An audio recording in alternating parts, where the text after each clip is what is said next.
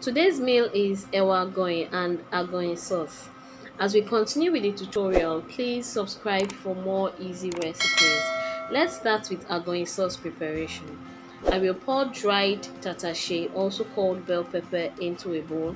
This is what it looks like, followed by dried chili pepper. Locally, this is called gbigbe. Then I would add hot water. Yes, hot water. If I were to be soaking it overnight, then I can use room temperature water. But because I'm soaking it to use it in the next 20 to 30 minutes, hot water is the best. The hot water will soften the peppers fast, after which I'll cover it and set it aside. For the beans, I'll pour 4 cups of water into a pot and add my cleaned oloyin beans. If you're familiar with Nigerian beans, you know it comes with stone, shafts, and some dirt. For these beans, I have picked out all the dirt and I have also washed it.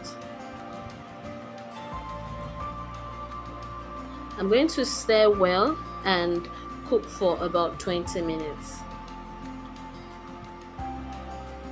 After 20 minutes, I'll add sugar. Yes, sugar. I'll also be adding some salt at this point. Stir it properly and cook for about 30 minutes. But as you can see, my beans is already soft. I just need it to soften properly so that I can get that agoyin flavor. After 20 minutes, now it's time to mash with my spatula, or if you have a masher or an electric mixer, you are fine, you are good to go. So you must be shocked that I added sugar. Adding sugar is the secret to getting the agoyin taste. Let's start with blending the peppers for the agoyin sauce. As you can see, the peppers are already soft, so I'm just going to put everything in my blender.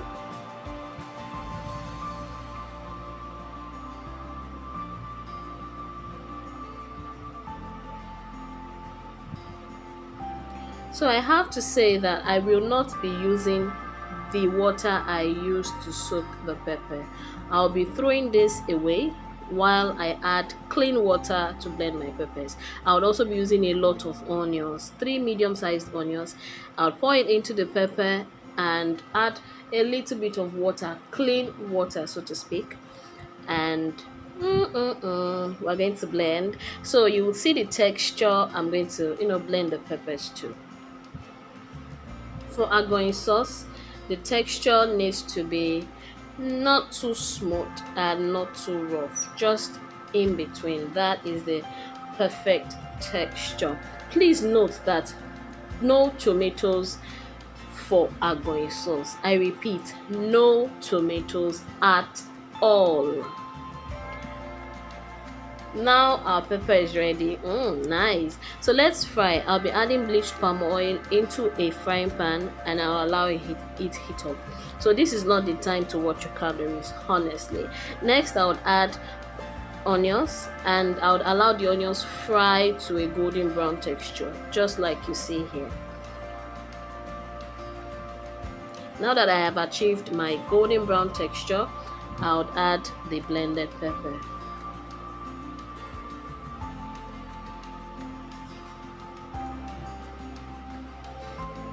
After adding the blended pepper, I would mix it well and fry for 20 minutes on low heat. I repeat, please, on low heat.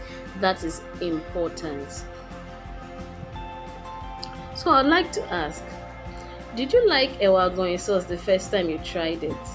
Please share your experience with me in the comment section. Now this is after 20 minutes. As you can see, the pepper is thickening. You have to continue to stir it to avoid burning. Now this is agoyin sauce after extra 10 minutes. Don't forget to always mix. I'll be adding my seasoning powder at this point. I'll also be adding a little bit of salt. Please check the description box for the exact measurements of all the seasoning and the salt and everything I used. I'll fry for 15 more minutes while stirring continuously. Do you think making this sauce is too hard? I'd like to read what you think in the comment section. Don't forget to like this video. You can also share to people who might be interested. Lovely. Our going sauce is ready. You know what? I really enjoyed this video because I love agoyin sauce. So, if you have ever eaten Ewa Agoyin, you will know that it is served with a tablespoon, and this pressing part is a must. You just have to press it. It is compulsory. If not, you might feel it's not even sweet enough. That is what we're used to. So I'm going to serve it with, of course, my agoyin sauce and enjoy it with. This time, I think I'll just enjoy it alone. Thank you so much for watching. I really appreciate